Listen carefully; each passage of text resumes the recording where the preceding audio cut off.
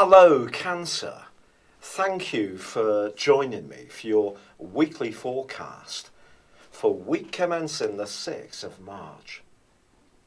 If you tuned in last week, you'll know that Venus, the planet of love, but also of money and possessions and aesthetic beauty, went into a retrograde. Now that continues into this week. This is the first this has happened for 1.5 years. And it's going to be tracking back in this location through till the start of April. For you, this is how you interact with the world at large. And this week, you also have Mars to begin with in this area, and the rather restless spirit of Uranus. Now, Mars forges a fine link with Saturn for the first half of this week.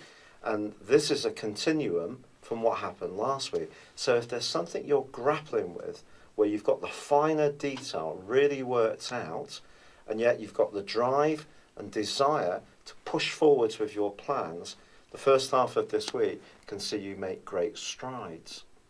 In general, with the Sun and also Mercury in the most expansive parts of your situation, there is a sense of growth, or the potential for growth. You're feeling like you want to investigate, you're feeling more curious, open to changes, being independent, and perhaps also wanting to travel or learn new skills, go on a course, or check out higher education. Now the Sun forges an amazing angle to Pluto. Pluto is about power, and it has been in your sector of relating since 2008.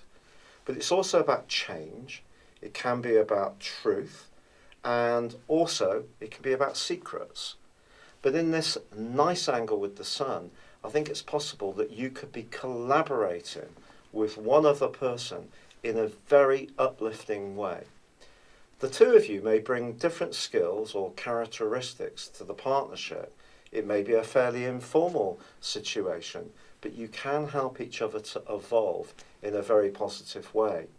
Then again, there could be somebody that's acting as some kind of spirit guide to you, and they're helping to influence you and look at life in a different and more uplifting way.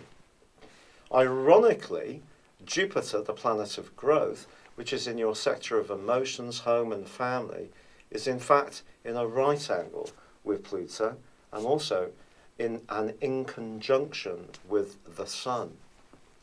This suggests that if you are feeling that you want to make some changes in your world, you must be very inclusive about the way you go about this. When Jupiter and Pluto are in a right angle, and they were all through November last year and also half of December, you can almost see us be a bit overconfident, a bit too sure of what we want to get from situations.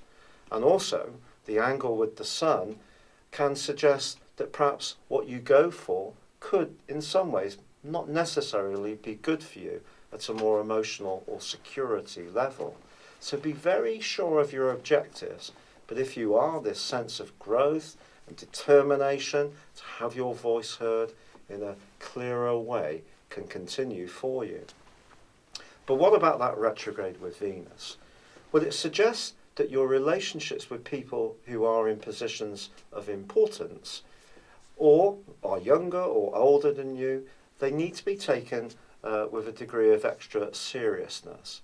Venus retrograde asks us to get beneath the more frivolous side of Venus when it's at its playful best. The 10th house is about responsibilities. So be conscious of what you're saying, measure your words, be aware of how other people might view how you come across. Now Mars is actually going to be moving into a fantastic location for you on Friday, one he's going to occupy for the following 6 weeks.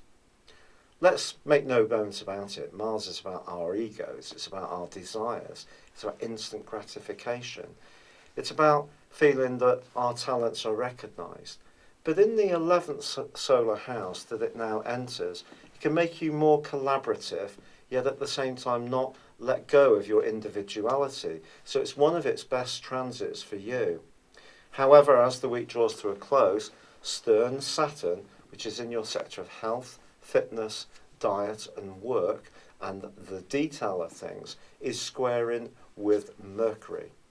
This suggests that if you're trying to grow something too quickly, there could be some kind of limitation that comes up and you could feel discouraged. Or it may be that someone's going to make a piercing assessment and be quite to the point in terms of how they view what you're trying to achieve. Try not to be wounded by this. If so, although you can be very sensitive, you are a cardinal sign, you're very powerful, and it's important to realise that sometimes there is going to be some feedback coming your way. In fact, there is a full moon on Sunday at the end of this week, which is all about how you exchange ideas, your communications. If you're thinking about a new vehicle, it may come up quite strongly in the following 2 weeks.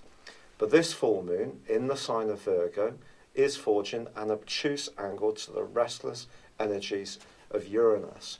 So if you do speak out, and it's anything to do with your career or your future or your goals, try not to be too impulsive. Again, it's back to measuring the impact of how you will come across. And just be aware too that there is that person that you're building that collaborative relationship with that can be such a support to you. It's been a real pleasure being with you, Cancer. Thank you for joining me. Good luck and goodbye for now.